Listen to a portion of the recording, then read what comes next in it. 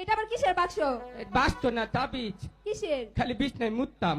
এখন আগে তাবিজ দেওয়ার আগে সপ্তাহে 3 দিন মুততাম, ওহান তাবিজ দিচ্ছে সপ্তাহে 25 দিন মুতি নে গো। বাবা, তুমি সামনের দিকে আগায় রাখছো ভবিষ্যৎ।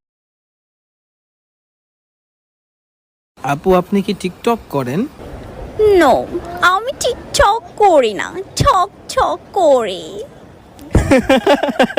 সি লাঙ্গের লেগে তোরা কান্দস।